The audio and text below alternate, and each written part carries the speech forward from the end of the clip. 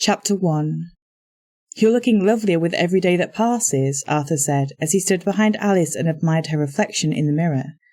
"Are you still creeped out by my fiancé?" She took one last look at the wrinkles that had remained on her face before turning to speak with Arthur. "I feel stupid for saying it, but in a small way, I still am." Arthur shook his head. "That's gratitude for you." "It's not like I'm not grateful," Alice quickly explained. "It's just that, well, I was raised to think that magic and the like was either fake or evil. It's difficult to shake the programming. She and her family believes in multiple gods and all. That alone was ground for execution on the surface. Add spells and magic to the mix, and it's a wonder they're alive."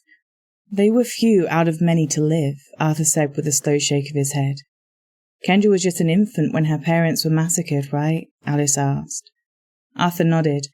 There were 3 toddlers, and Olga left after her village was raided and the residents were either massacred or taken as alien captives. Kendra, Felix, and Rupert were all about the same age too. I can only imagine what the task of keeping them safe and raising them must have been like. "I admire her for that," Alice said with sincerity. Arthur heaved a sigh. "You think that the formula Olga created to make the cream you put on your face daily is of magic? What happened to science?" "I'm not talking about the cream or any of the other scientific things that she does," Alice explained. "It's the other stuff. She's been teaching Kendra some of her spells for when we go to the surface. I watched Kendra levitate a few rocks the other day. It was a bit unnerving." "I prefer the term alchemy over spell," he said. "If I understand correctly, she didn't tap into that part of her wisdom cupboard until recently, mainly because they led a quiet and secluded life that didn't seem it necessary. Kendra didn't even know Olga could manage such things, which is why she'd only just learning. Anyway, whatever you call it, makes me feel safe," he grumbled as he walked outside onto the porch. "Knowing that 2 of the bravest women I've ever encountered are armed to the teeth with tricks that could be what makes the difference of whether I live or die is incredibly comforting. You need to change your perspective." Alice followed him onto the porch and stood next to him as they looked out onto the peaceful countryside. "I'm working on it." "Work harder, will you please?" he insisted. "Those women have been nothing but good to you since they met you. Lesser people would have held what happened to Ari against you, and you know it. After all, it's no secret that you've liked Felix from day one, and we only have your word what happened that day." Alice's eyes grew wide with surprise and she sucked in air. "I can't believe you're saying that." "I believe that what you say happened really did," he said in a steady tone. "I'm just pointing out that people of a lesser caliber might question things. You do these women an injustice when they have been nothing but fair and supportive of you." Alex scuffed the shoe of her boot along the porch floor.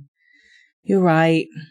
Filling her lungs with air until they could hold no more, she let out slowly before adding, "You're always right." "Not always," he chuckled. "Just in this case." She grinned and lightly caressed her cheek with the tips of her fingers. "What that woman of yours has done for me is nothing short of a miracle." "Was the peel that you had to do at the start of the treatment painful?" he asked with concern. Alice shrugged. "It was a necessary evil. The results made it worthwhile. I'm glad that I saw instant results, or I might not have continued. Thank goodness there are no more in my future, though." "What about your body?" Arthur asked. "It's not as bad as my face was," Alice replied. "She thinks I will improve by at least 50% with the cream. I can live with that." Then, with hesitancy, she added, "If I ever get a lover, he'll just have to be okay with my body as it is. I don't think any man is worth the pain of a body peel."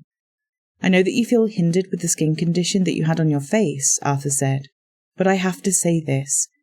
If the man is worth his salt, he'll look past that and the beauty beneath. I did. I saw your soul, not your wrinkles."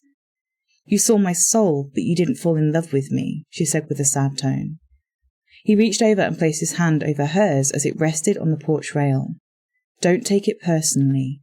It had nothing to do with you or what you looked like. It wouldn't have mattered who the woman was. I gave my heart to Olga long before the war, and I just didn't have anything left for you or any other woman."